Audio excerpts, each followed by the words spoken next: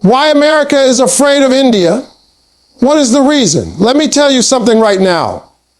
When you hear that question, most people immediately think about military power, about nuclear bombs, about who's got the biggest army, who's got the strongest fighter jets. And sure, that's a part of it, but if you stop at that, you miss the whole truth. America isn't afraid of India because of just weapons. America is afraid of India because India is rewriting the rules of the entire global game, and no one knows how to stop it. See, fear doesn't come from something you can control. Fear comes when you realize you can't control the other person anymore. For decades, America ran the show. They called the shots. If they said jump, countries had to ask how high. If they threatened sanctions, economies crumbled. If they waved the dollar, nations lined up to obey. That was the system. But then came India, quietly, consistently building something bigger than anyone realized. While the world was busy laughing at poverty, mocking the chaos, pointing fingers at corruption, India was silently stacking bricks, laying down steel, training scientists, raising thinkers, and building industries. And now here we are in 2025, and suddenly America looks around and says, hold on, when did this country become unstoppable? It's not overnight, it's not a miracle, it's discipline, it's resilience, it's that grit that says, we don't quit. That's what scares America, because India doesn't fold when it's pressured. India doesn't collapse when it's cornered. America saw what happened when they tried to push tariffs, tried to dictate policy, tried to pull India into their wars. India said no. And not just no politely. India said it with strength, with confidence, with the power of a billion voices behind it. Now think about it. America has always been comfortable leading. But what happens when someone else is not only catching up, but doing it their own way? That's India. And let me break down the real reasons why America is afraid. First, technology. 20 years ago, if you wanted to build a supercomputer, launch a space mission, or design a world-class missile, you had to look to America, Europe, maybe Russia. Today, India is doing it cheaper, faster, and in some cases better. When Chandrayaan landed on the moon's south pole while America hadn't, it wasn't just a space achievement. It was a message, we've arrived. And when India builds its own 5G, its own chips, its own AI, its own digital payment systems, it's saying, we're not begging for scraps anymore. That's what scares them. Second, the economy. Let me tell you, numbers don't lie. America can't ignore that India is on track to be the third largest economy in the world. And it's not just about GDP. It's about the scale. 1.5 billion people moving upward, buying, building, consuming, innovating. That's a market America can't control. For decades, American companies looked at countries as customers they could dominate. But India flipped the script. India said, come invest here, but on our terms. You want our market, you play by our rules. That's a level of self-respect many nations couldn't afford. And now America sees its dominance slipping. Third, military strength. Now let's be real. America still has the biggest defense budget, no denying that. But military power isn't just about how much money you throw at it. It's about strategy. It's about resilience. It's about self-reliance. India has missiles that can strike anywhere, submarines that can vanish in the ocean, satellites that can guide precision weapons. But more than that, India has the will to use them if necessary. America thought India would always remain cautious, always stay neutral. But India proved in places like Balakot and Galwan that it will defend itself aggressively when the line is crossed. That rattles America because suddenly India is not the soft power they thought. It's a power with both brains and brawn. Fourth, alliances. See, America has always thrived on dividing people, making one nation depend on them while turning another into the enemy. But India is breaking that. India trades with Russia even when America says don't. India partners with the Middle East when America wants control. India strengthens ties with Africa when America ignores them. India builds relationships with Southeast Asia, Japan, even Europe, without being a puppet. And here's the kicker America needs India too. They can't push too hard because they need India to balance China. That dependency flips the power dynamics, and that's what frightens them the most. Now let's talk about culture. You might not think culture scares anybody, but it does. Because culture is influence. Culture is power. Hollywood used to dominate the world. American music used to set the tone. But now Bollywood, Indian food, Indian philosophy, Indian yoga, Indian spirituality, they're spreading like wildfire across the globe. People are curious, people are adopting, people are respecting. And with that comes soft power. Suddenly, America isn't the only storyteller of the world. India is writing its own story, and people are listening. But the biggest reason America is afraid, its identity. India represents something America can't copy. America was built on control, on forcing itself to the top, on dictating rules. India is built on resilience, on surviving centuries of invasion, on thriving despite oppression. That gives India a kind of strength America doesn't understand. It's a strength that says, we've seen worse, we've survived worse, and nothing you throw at us will break us. That's not arrogance. That's history talking. That's blood, sweat, and generations of struggle talking. And when a nation carries that kind of weight, you can't intimidate it. You can't manipulate it. You can't own it. America looks at India and sees the future. A future where the dollar doesn't control trade, where Silicon Valley isn't the only tech hub, where Hollywood isn't the only dream factory, where Washington isn't the only capital making global rules. And that future terrifies them because it means letting go of power they've held for a century. Let's get real here. Fear isn't always about destruction. Fear is about replacement. America fears being replaced at the top of the global hierarchy, and India is the only country big enough, bold enough, and resilient enough to make that happen. China might have the money, but it doesn't have the trust. Europe might have history, but it doesn't have the population. Russia might have weapons, but it doesn't have influence. India has it all: youth, growth, technology, culture, democracy, resilience. That's why America is afraid. And here's the irony. America still calls India its partner, its ally, but deep down they know this partnership is not equal. They know that in 10, 20 years, the roles will reverse. They'll need India more than India needs them.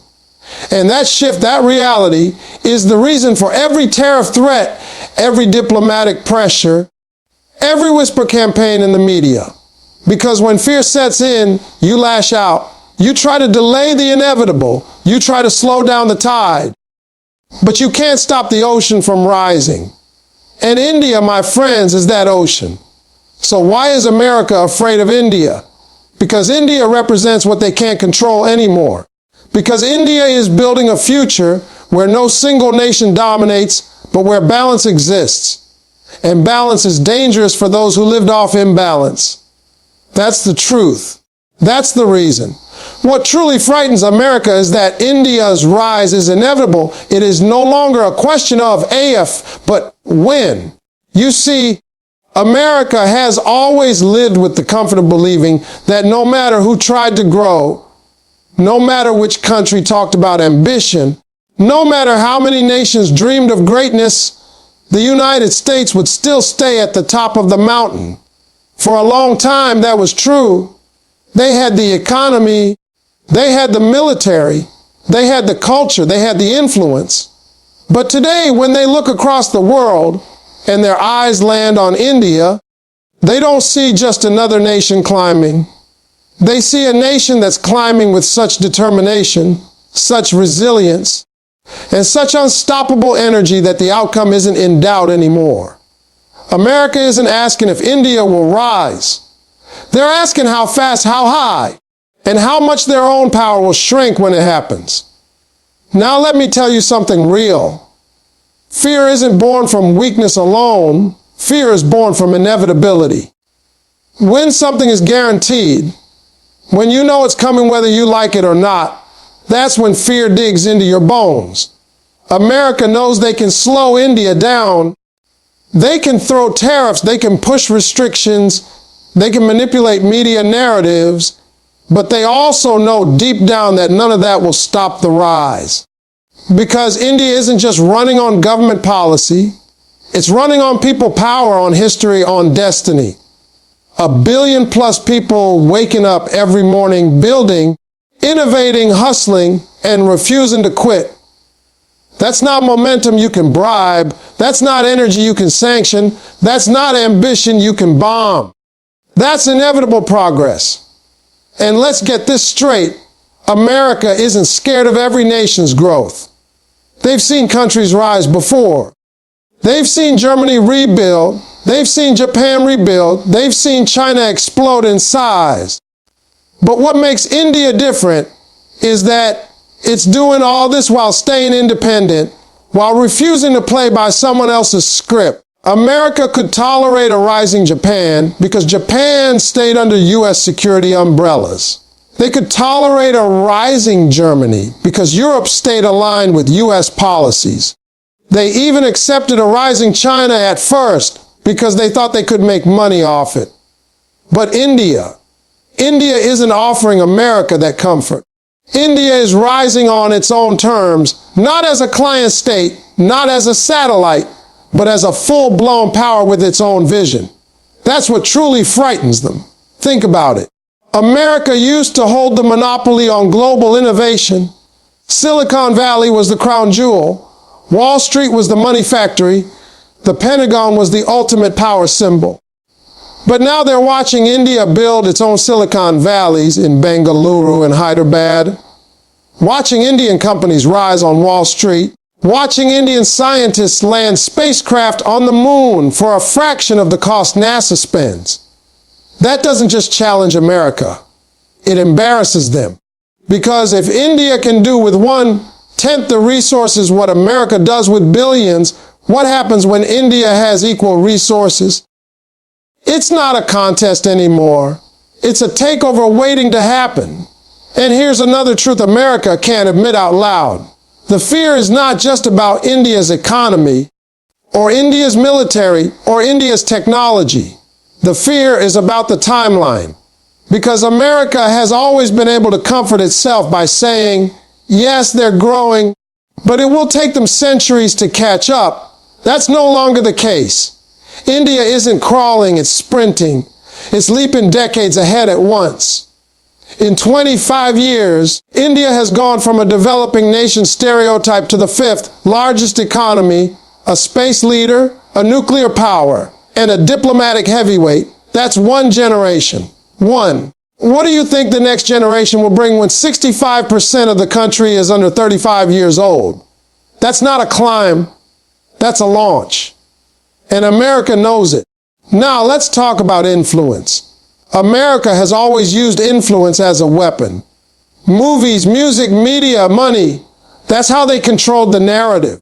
They told the world who the heroes were, who the villains were, who the leaders were, and who the followers were. But now, India is rewriting the story. Indian movies are breaking records worldwide. Indian culture, yoga, spirituality, food, fashion is everywhere. Indian voices are leading in tech, in science, in politics, even inside America itself. The CEOs of the biggest American companies, Google, Microsoft, Adobe, are Indian. So America wakes up every morning realizing its own future is being shaped by Indian minds. That's not just influence. That's inevitability staring them in the face. And when it comes to politics, America can't stand the fact that India is playing the game differently. They want India to pick a side, either be with the West or against it. But India refuses to choose because India knows its worth. It trades with Russia even when America threatens sanctions. It invests in the Middle East when America wants dominance. It builds ties with Africa where America ignores. It partners with Europe on clean energy, while at the same time strengthening defense ties with America itself. That's not alignment, that's leadership. And when leadership comes from a country America once dismissed as poor and chaotic, that shakes them to the core. Let's not forget history. America is used to dealing with countries that bend under pressure. You slap them with sanctions, they fold. You threaten military action, they fold. You cut off aid, they fold. But India has been invaded, colonized, looted for centuries, and yet it survived every single time. If a nation can survive the British Empire, multiple invasions, partition, wars, poverty, and still come out stronger, do you really think American pressure will break it? America knows the answer, and that's why the fear runs so deep, because they aren't facing a fragile nation. They're facing a battle-tested civilization. Now here's the part that burns America the most. India's rise isn't loud. It's not a boastful march. It's quiet, disciplined, patient. America is used to chest-thumping power. Aircraft carriers in every ocean, bases in every continent, big declarations at every summit. But India doesn't need that show. India shows its strength in the calm confidence of knowing time is on its side. America operates like an empire afraid of losing control. India operates like a civilization that's seen empires come and go, yet still stands. That kind of patience makes America nervous because it means India is playing the long game. And the long game always beats short-term dominance. Look at energy. America tried to control oil markets for decades. They wanted to be the middleman, the gatekeeper. But India is breaking that chain by directly partnering with oil producers, by investing in renewables, by diversifying energy supply. That independence means America's grip is loosening. Look at defense. America wants to sell weapons to India, but India is building its own missiles, its own jets, its own tanks. That's self-reliance. Look at currency. America wants the dollar to rule forever. But India is signing deals in rupees with countries across Asia, Africa, and even Latin America. That's the slow erosion of American supremacy. And erosion is scarier than defeat because it's unstoppable, like waves slowly carving out stone. So when we ask, why is America afraid of India? The answer is simple. They're not afraid of what India is today. They're afraid of what India is guaranteed to be tomorrow. They're afraid of the fact that no matter how many barriers they build, no matter how many tricks